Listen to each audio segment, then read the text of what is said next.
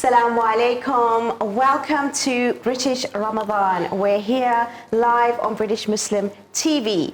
I'm Fahima Mohammed, and we are going to be having some morning sort of desserts, recipes, whatever you want to have that opens your fast every morning. And with that, we have our chef, Craig. Thank you so much for joining me today. Really nice to see you, Craig. And we also have a special guest with us today, who is Saqib Mohammed, the CEO of Halal Food Information Center. Very important that we need to speak to someone like him, and I'm really looking forward to that. So inshallah, we're going to be speaking to him first, getting some information as well as his company and how it all combines with Shazan, and inshallah we will talk about that. But I just want to wish you all a blessed Ramadan. I hope it's going well. I know it's been a few days now, and hopefully you're settling in, getting used to it, and it's going to be really great to sort of see, you know, how we all unfold when it comes to, you know, eating and information. And I think this program is so important for us as well, so that we can actually understand food better, what happens around the industry around food, and we'll take it, you know, from there. So I hope you stay tuned with me for the rest of the segment, and I'm going to go over to speak to our CEO from the Halal Food Information Center, and inshallah we'll speak to you now. Assalamu alaikum, how are you? Walaikum assalam, thank you, alhamdulillah, I'm very good. How are you? It's nice to meet you actually. I think it's really important that we have these kind of conversations, and it's really interesting, you know, when I saw Halal Food Information Center, I wasn't even aware of its existence. So please firstly tell me about who you are, what is it that you do? Right, okay, I'm the CEO of Halal Food Information Center. I've been in the UK halal food industry for the last 18 years. I have worked with several halal certification bodies in the UK, and then I am now representing Halal Food Information Center, where I am the part of the management where I can just provide information to the consumers and how the operations are run and how we are governed by our charter. So this is how we do. And the organization was set up in about just over 18 months, and now we are up and running in terms of all our educational material and all our operations, where we can just support public and British industry in halal matters. That's absolutely amazing. I mean, you've said quite a lot there. We're going to break it down a little bit, because I think it's so important to understand the steps that you actually take to provide this information. Firstly, so you provide information, not necessarily a certificate, you know, certified body. That's one thing to make clear, right? Yes, this is very important to understand that Halal Food Information Center is not a certification body. We have got certified as our members, because this is a membership organization set up by the stakeholders in UK food industry stakeholders. So we have got members who are certifiers. For example, Halal Monitoring Committee is our associate member. We have got RACs who are founding members. So we support and we provide information and insights of the industry to even certifiers. But at the same time, our main target to provide information to is consumer groups, government bodies, and food industry itself. That's a really big operation, actually. That's more than I imagined, because normally it's just like an information center, you know, it's just sort of one sort of body, but you've got affiliations and you've got people behind the scenes that give you this kind of information so that it can hopefully be collective. Now, there is an issue with regards to information, you know, where does that information come from? Who is the information that you get yourselves in order to make it collective for the consumer, so that they can feel that, okay, it's coming from this particular group or sort of like scholar or this kind of like, you know, technical body. So can you describe and explain that a little bit more for me? Yes, HFIC is a national voice for all halal related matters in the UK. It is very important that we get our information right, our facts right, and then how we get that information is very crucial. So we have got members and we have got our stakeholders who have got different departments within their organization. So they've got Islamic scholars. For example, HMC provides the Islamic jurisprudence part at many matters as well.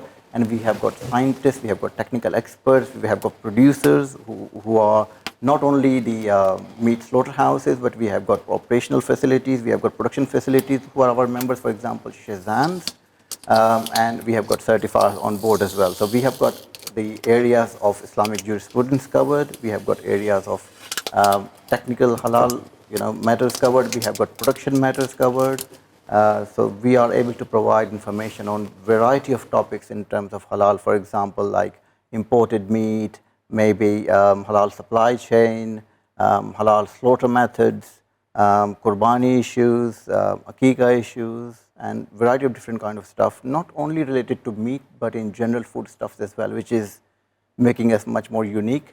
We are not only providing information about halal meat, but as a whole halal arena, which could include other food items. For example, you were talking about some recipes today, you're talking about some general food stuff not related to chicken nuggets or lamb roast, but a variety of halal matters, for example, like desserts or maybe some sauces, maybe some confectionery stuff. So we provide a lot of information to consumers about those.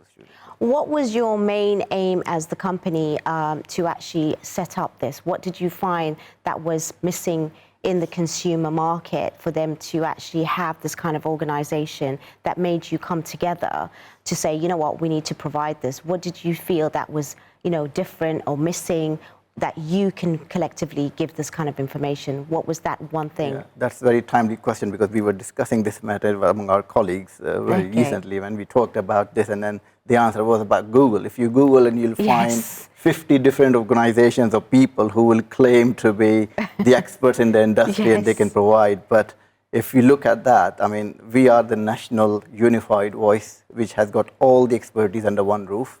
So this is making us a bit unique. So in this way, we can provide information to every segment of the society in any aspect of halal.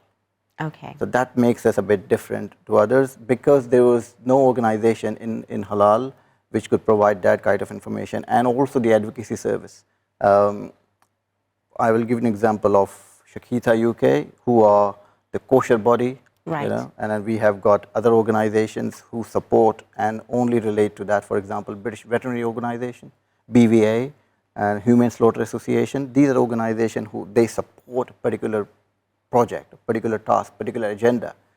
In here, we wanted some unified national body to deal with all halal related matters. That's why HFIC is a registered stakeholder group and consumer group, as FSA Qurbani subgroup as well. And then we are also registered with DEFRA to provide them with the consultation, provide them with halal advisory information, and quite other, you know, industry groups, for example, AIMS and BMPA. So all these organizations can always ask any information about halal to us, and then we are here to provide. So they do not need to go to 50 or 100 different people or organizations to get some information about halal. As a consumer myself, now what would make me come to you? Because at the end of the day, is it because I'm Muslim and I come from a particular sort of like sect, and I want information from you? And how, you know, how would that come into it? Because at the end of the day, I want to know, like, you know, the sort of like the things that you cover with regards to the scholar's side of things. For example, I know the biological side, the technical side of things will also be the scientific side of things, which can be quite collective.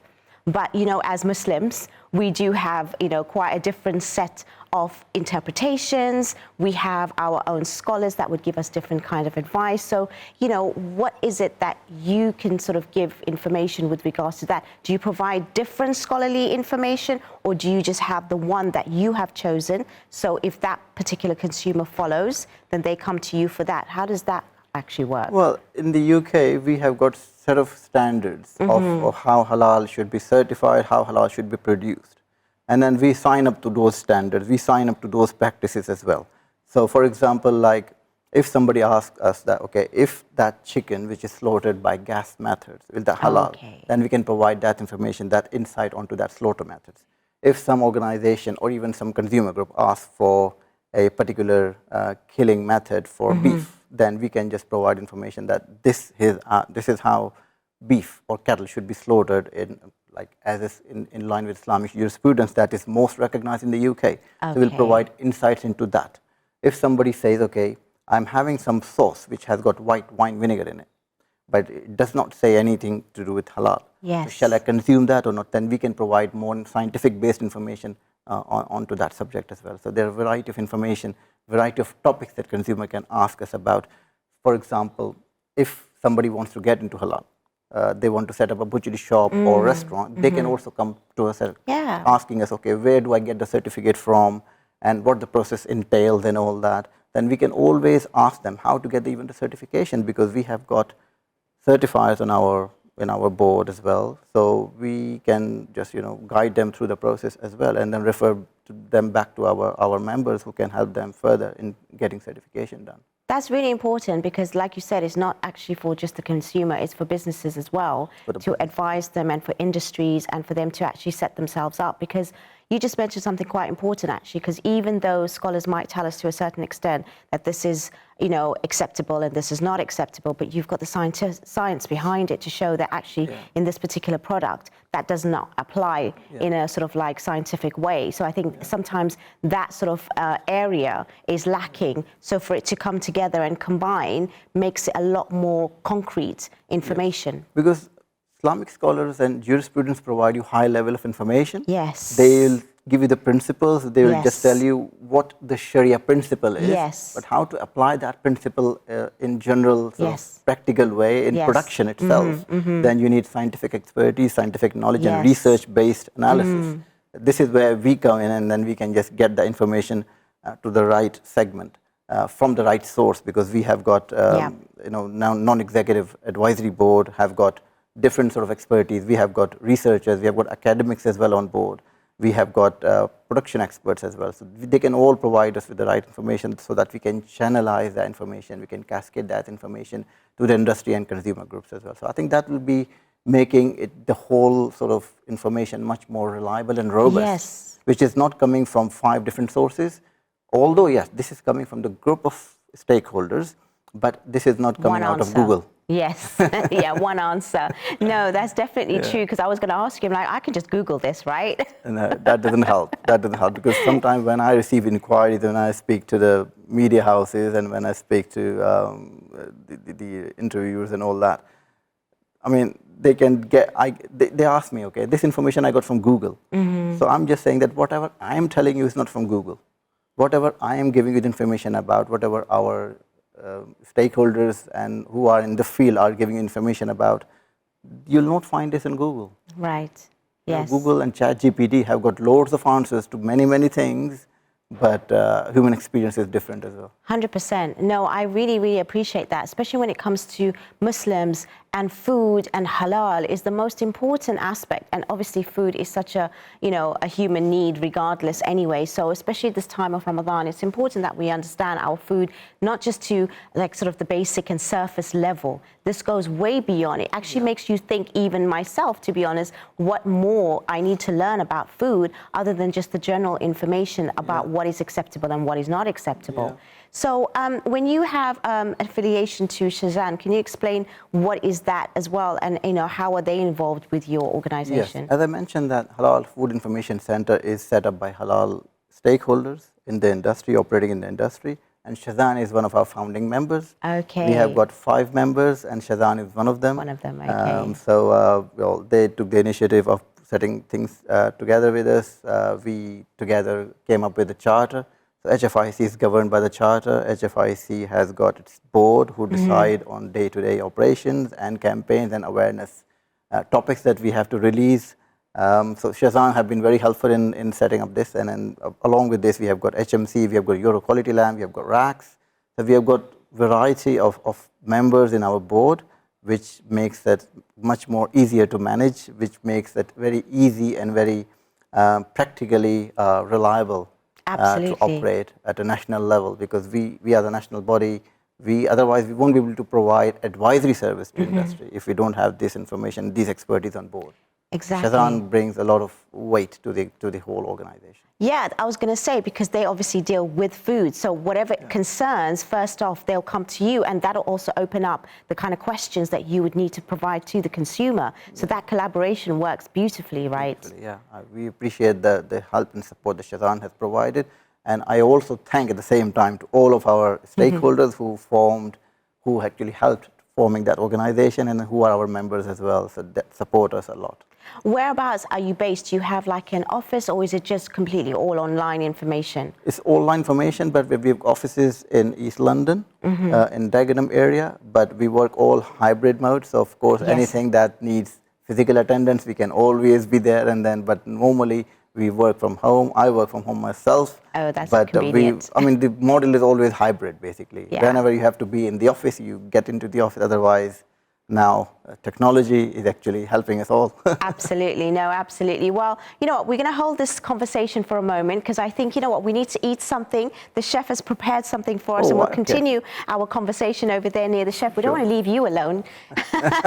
Don't think I forgot about you. Do you want to come and join in, please? Oh, yeah, sure. Come and have a look at what our chef has prepared. It looks absolutely beautiful, you know, visually, I have to Wow. say. Do you want to go sit on that end? Thank you. Morning, both of you. Morning. Morning. How are you? All right? Hi, Hi, you nice to meet you. again. Nice to see Hi, you. nice How to are see you. Well, I'm Chef Greg, as everybody knows.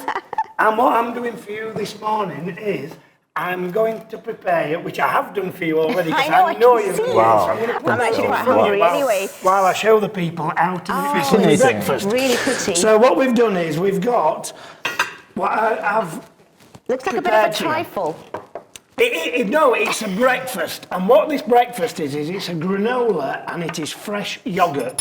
So it is for people who want a little bit lighter in the morning instead Yes. of some heavy breakfast before you go out and face the world and not have anything to eat all day, as you know, and I'll be cooking here tonight.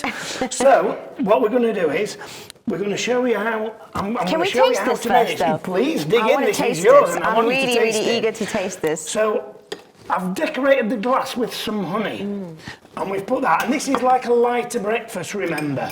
We're going to put some summer fruit berries in there. Now we've got some strawberries, we've got Now some tell red me, currants. those summer fruits, are they canned, are they fresh? How can you use whatever you want? These are a frozen one, which I got out of the freezer the night before, so you can keep them in the freezer, just defrost it. What you can do is just put them through the microwave, get them defrosted, and they're ready.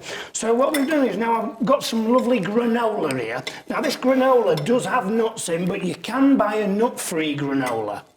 Do you mix the differences between granola? Because some people do. This Like is a a different pecan mixture. honey nut granola Oh, I'm that's my using favourite, here. by the way. Well, good. And then what we're going to do is, well, I'm just going to prepare like that. Now we're starting with, I've got two kinds of yogurts here, Yeah. so that it just breaks it up. I've got a vanilla yogurt, and then a little bit, I'm going to just put You're a little setting bit it like more a granola trifle. on there. You're setting it like a trifle. I was right. Yeah, Yeah, it very is, but nice. like I say, it's breakfast, and Of so. course. It's not And now something this sweet. is a Very healthy. this one, is yeah. a raspberry yogurt Nice. that I'm using here. Raspberry. And then what I'm going to do then is Put some I'm strawberries. just going to Dressing put a on top. little fan strawberry on the top. It's quite easy to make Very. this. I've got some nice honey, and all I'm going to do is just drizzle that on, and you've got a lovely, nutritious, healthy breakfast there. Now tell me what you think of them flavours and that I crunch and that. absolutely love it. I mean, these I are my love it. favourite Oh. ingredients anyway. What do you like normally in the morning? Well, I go for cereals as well, and some boiled eggs with the toast. So, but this is really, really very healthy, and that is not taking a lot of space in my tummy either, so that I won't feel bloated as well. So Exactly, that, it's such that a goes a long healthy way. option. Yeah, that's So- very nice. And Tasteful, granola has a beautiful. lot of good, Yeah. Oh, it stuff does. in there. And like I've said to you, you can buy a nut-free granola. So if we know with allergies and people who have allergies to nuts and other things, so we have got this one because I did check before I made this that we have no nut allergies, and you can make this So you buy the can- granola like as if it's a cereal. just a cereal. It's just boxed, and then what I've done is I've separated it all out. That's. So first I know one of the film crew will be wanting one I was of just these, gonna say, I can tell you. absolutely, you I need to can tell definitely you make that more. They're already licking the lips at this. I'm absolutely loving this. I really like you can it. make this the night before. Now, it will affect the crunch on the granola because of the yogurt. But if you want a little bit extra in bed and you want to get up, get straight out, And just have it ready. have it ready, Yeah. bring them out the fridge, dish them out to you guys, and then all you have to do is, it's quite a simple little dish, but it is quite effective. And the different flavours, you'll get them different flavours of yoghurt and that crunch. Very nice. It's a great snack and something for the morning as well. It's such a great snack generally. And that is just like you'd get, but it's a little bit different for your breakfast in the morning. Absolutely. No, I will definitely use this, and you've made it so simple for me to do. And just putting it in a glass, it makes it that you can see the different layers and the presentation, and then you've got your little strawberry on top to give it. And if you make this for you guys at home, I promise you, your family will love this for a start of a breakfast in the morning. Oh, I love it. I love it. I really, no really doubt do. about it. No doubt about it. It's going down good, is it? Very good. Very good. That's the presenter's quiet. I've done something right. It's wonderful. Especially me, exactly. No, you kept me quiet. That is definitely a hit over here. As I say, I know the television crew are already up there going, I'm having some of that. I'm having Definitely. some of that. Definitely. It is a little bit different. We know it's a simple dish, but in the morning, you don't want to be tortured with something that's too Heavy. tenuous to make in the morning. You've got to get Absolutely. up. You've got a limited amount of time. You want as much sleep as possible. Absolutely. And so I think this just goes down a little treat. And it's good. It's good fun for the kids as well if you actually have children in the house, because I think they can have fun with it too. Yeah. And I think it's a really good meal. They can even make it themselves as well. Yeah, absolutely. Irresistibly delicious. Absolutely. If you get the children involved at an early age, making food, get them interested in the food, where it's come from.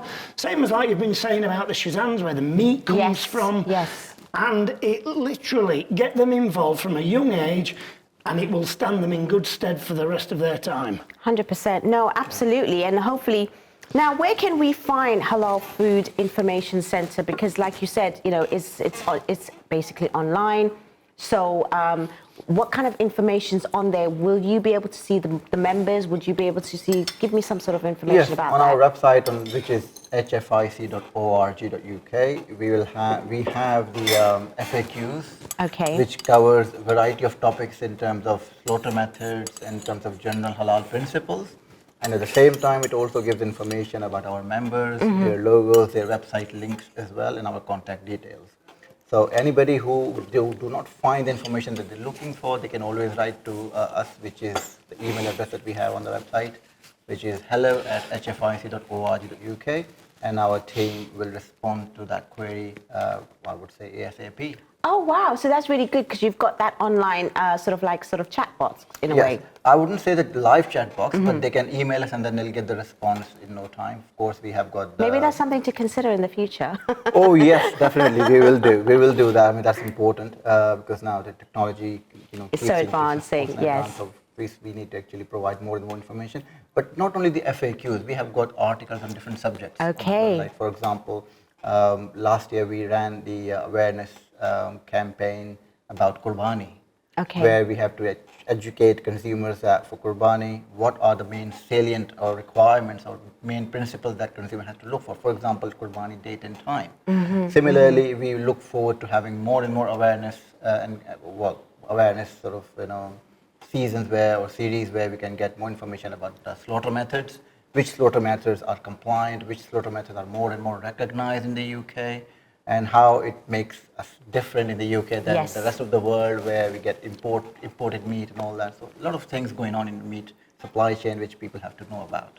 Well, I'm sure even like bigger companies like, I don't know, Asda or something, they actually supply a lot of halal stuff. Would that be something that they would also want to look at this kind of website to get information? Is that something? Well, we can provide information about particular type of meat that they find in the local supermarket. Then we can get into it. We can just check the label and advise them whether the source is compliant or not, whether it is imported or UK made and all that. But believe me, UK produce is of the top quality. Yes, it is. Then of course, if we have got choices available that are made in the UK, then I would say there's no point buying imported product, I would say. 100%. We have got everything available in the UK. We have got best animal welfare standards. We have got stringent controls in terms of certification. We have got reputable certifiers. We have got good quality. We have got high BRC grade A manufacturers like Shazans, like other our members as well.